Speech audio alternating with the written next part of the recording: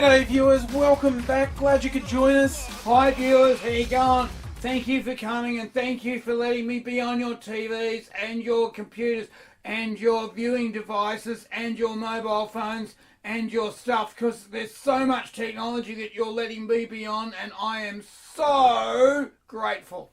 Yeah, good to see our man back here, sharing with all of you. And yeah, look, the end of another week, time for totally fucked up weekend edition. And I turned a birthday on, you got to be nice to me, because I was a birthday. Since last time he was here, so I was going to say posthumous happy birthday. I think we actually mean belated. I wasn't thinking about posthumous things with our zombie friend here. That was a poor choice of words. Actually, that fucking nailed. Yeah. That nailed pretty well. Belated birthday wishes to AIDzee below. Excuse me for saying posthumous. That was awful. Oh well. Here, AIDzee, have a hand grenade. Yeah, look, posthumous. Just in the time we've been planning this. Wasn't planning to talk about this, but seeing I've said posthumous, we found out Muhammad Ali died while we were planning. Yeah. That's sad. He's quite an icon. Lived a lot longer than we probably expected with the Parkinson's and whatnot. Yeah, look, but the guy was a fucking legend. He was a badass boxer when he was a kid, and then he turned political, and he said some things that were fucking timeless. And one of the things that happened when they said, you're drafted to go off to Vietnam, he said, I'm not fucking going. And they said, why aren't you going? He says, I don't want to go and fucking fight for a country that doesn't believe in me. Yeah. And I said, oh, but it's your country and you owe it. And he said, well, you know what? No Vietnamese never called me nigger. Yeah. And that was a fucking, that said a lot. And just wait for all the conservative talking heads to lionize Ali, now he's dead, when they were the same people who literally tried to destroy him, jail him, and ruin his life because he dared to speak out about the immorality of the Vietnam War. That sort of hypocrisy, so rank. And there's a lot of fucking vets who basically said, Ali, fucking, you've got a point, mate. You've got a fucking point. So yeah, there's probably been no one like him before, maybe no one like him after. Definitely a one-of-a-kind young Cassius Clay who became Muhammad Ali, who became an absolute legend. Varley, big guy, Varley. But to the things we're actually going to talk about, that Ali dying is fucked up, but some fucked up thing, look, Uber is killing the taxi industry, right? And most of us hate taxis. Taxis for good reason. Are fucking broken. Yeah. Right, they're yellow and you get in them and you fucking take your life in your hands. Because the guy who's driving is a student, he doesn't give a fuck, he's hopped up on fucking speed. And you go, righto, take me there. And like, look, let's say you go to the fucking airport, right? And it says, 58.61. You go, Jesus, that's expensive. And then it fucking goes, that'll be 81.26. Yeah, because of the extra charges. And it's like, hang on, it says 51.61 on the meter. Oh no, but fuck, we went through several fucking tolls, and you've got to pay for me to get back to the city. It's like, dickhead, I only went one way. So I'm not fucking paying. Call the cops. Yeah. And they do. So, yeah. And there's a lot of reasons people don't like taxis that are all well-founded. So a lot of people really like Uber, because Ubers and related companies are clearly going to destroy taxis. And it's the old fallacy of the enemy of my enemy is my friend. Because Uber is a really fucked company. They're amazingly fucked. You get in Uber and you think, this is smooth, this is really great, this is the way to go, and you have a great chat with the driver who's a human and he knows what he's doing, and you got your credit card there, and don't be sick in the car because it's expensive. But fuck me, when you get a little bit below the surface, Uber is really fucking nasty. Yeah, their corporate culture is awful. They treat the drivers like shit. More than half Uber drivers quit after 6 months because Uber, as it gets more funding and is worth more, doesn't treat its drivers better. It's been progressively treating them worse, paying them less, imposing harsher conditions on them, and leaving them to hang out to dry. Oh, you're not an employee, you're an independent contractor. You're an independent contractor, which means you've got to come up with your own insurances, you've got to come up with your own fuel, you've got to come up with your own fucking car, you've got to come up with your... It's fucked. They've taken it one step further now. They've developed a new service they're calling Uber Exchange. And what they're doing, this is basically putting them in the subprime car leasing market. They're getting people... Let's just fucking unpack that. Subprime. Where have we heard subprime before?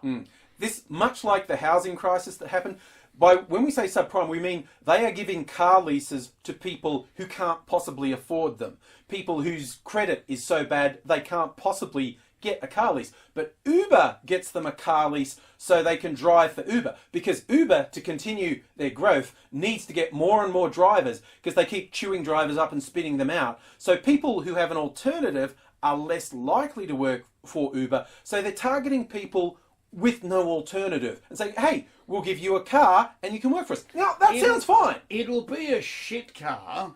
Well, right, it'll be a new car. Which will require maintenance on your dollar, right? But it's basically a car that you cannot afford the repayments on unless... Yeah, if you work maybe 60 hours a week for Uber, because they take the payments out before they pay you anything for the work you do. So there are fucking anecdotal fucking evidences of people saying that at the end of a 60-hour week, they're bringing home $25. Yeah, it's based, and that's why people keep quitting. Because if you're lucky, after expenses, you end up making about $5 an hour working for them.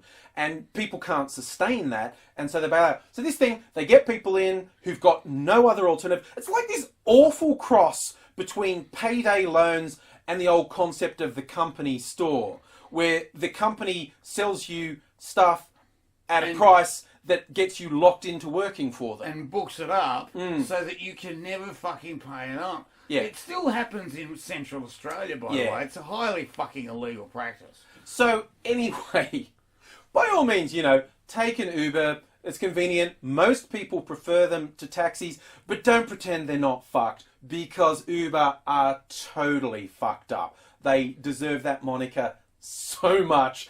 They are fucking evil all the way through. Look, we're going to change the topic completely to a story that broke in Australia. Now, this was fucked up. Some people are surprised to learn we have penguins in Australia. We have penguins? Little penguins. We've got so many fucking penguins that we can make shoes out of them. We don't. We don't. That's a lie. They used to be known as fairy penguins. Now they're just called little penguins. They're cute. We've got some of them just up the road from here in St Kilda. They're cute as. They've got little tours. You can go in and you can basically sit down on bleachers, and the little penguins, they get up when they get up and they go out, and they wake up at night time and they go, oh, lovely fish. And then they all come down on the beach at once, and they waddle like penguins because they're penguins, right? And they're tiny. They're like this fucking big, right? To scale, I'll say half my cock size. Right. So, okay. We were going to mention your dick at some point. That was inevitable. But yeah, there's an unpleasant story where a bunch of the penguins got killed in one of the areas where they lived in Tasmania. And it's believed that dogs killed them. Probably people didn't have their dogs on a leash. The dogs were allowed to run free and killed these poor little defenceless penguins. Awful. The local Greens senator has suggested deploying an army sniper to take out unattended dogs, which... in a nice bit of understatement, the RSPCA said that sounded extreme. That's a bit extreme. Yeah. That's a bit extreme. Now, the RSPCA is not against fucking taking out dogs. No, they do a lot of it. They do a lot of it. Like, a lot of dogs get strays or abandoned. They get taken to the RSPCA. They don't get picked up. And so quietly, out the back... they get euthanized and they get cremated, right? It's a fact of life. What they don't do is hire roving bands of guys on the back of pickup trucks shooting fucking dogs. They did say in certain circumstances they can see where that would be something you do, and it has happened before at Manly and North Head in Sydney for similar reasons. Also happened to koalas, by the way. Yeah, and probably, sometimes the dog that got shot maybe was on a leash, but the owner was wearing dark clothes so they didn't spot them. Oh, maybe they shot the owner as well to quieten it down. Fucking no problem there. I know, no one talks, nothing happens. Gang-related incident. Yeah. Drug deal gone bad. But what I'm thinking, even though Parks and Wildlife has ruled it out, I think they were sensing bad press if there was talk about shooting dogs. I reckon it'd work. I think there are a lot of ways it could work. I reckon it'd work. The Uber problem we were talking about, I don't know. Cracked. Done. Snipers could possibly solve a lot of problems. Not just dogs out of control, foxes, feral pigs. Feral cats. Cory Bernardi.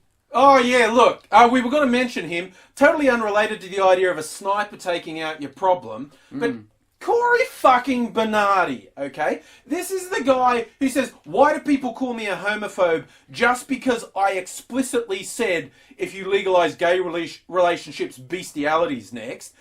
This week on Twitter... I've got to tell you that me and my boyfriend, if you leave a dog at our house... Fucking be prepared with the mercurochrome and the tape.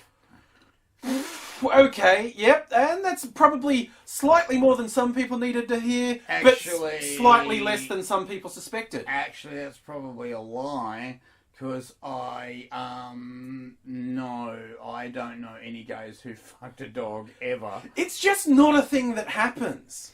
It's not a fucking thing that happens. By the way, I just want to pop this out there. Anal sex is 90% heterosexual.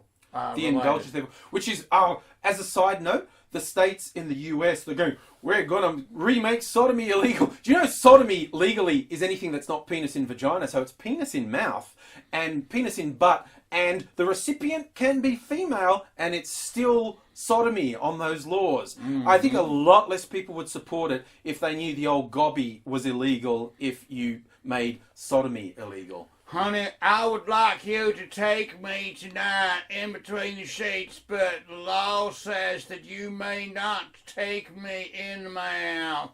Therefore, tonight we're going to have self-pleasuring. That's probably illegal too. But look, Bernardi, That'd be sodomy. Oh, I'm not sure if hand jobs are sodomy. No, I think it has to be penetration. And it's technically not penetrating anything if it's in your hand. I was not intending to have such an involved conversation on this. Gentlemen, ladies, would you mind awfully in comments later, just because I don't know, and especially our American friends, could you tell us if self-pleasuring is sodomy? Because we're not sure. Yeah. What's your position on the sodomy and the self-pleasuring? That's not an okay line.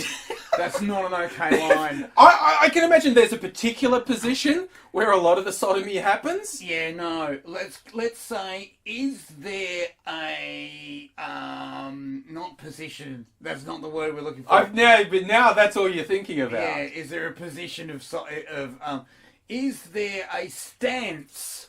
Question of the day, #relatable. People are always doing question of the day to get people in, and it's always like, what's your favourite meal? What's your favourite colour? Our question of the day, our hand job sodomy. Actually, stance is not a good line either. Stance is not okay. What's your stance on sodomy? Is it a bit like this? Is it a bit like... Is it standing on the cupboard? The only reason we're continuing this conversation is it's the type of conversation that would piss Cory Bernardi off. I can't see the mirror unless I'm standing on the... Can you imagine the fucking emergency room fucking excuses? What happened here? I was standing on the vanity to get near the mirror on my stance on sodomy, and I fell on the tap. Well, you must have fallen twice because there's two up there. Yeah, that happens. That's a household emergency.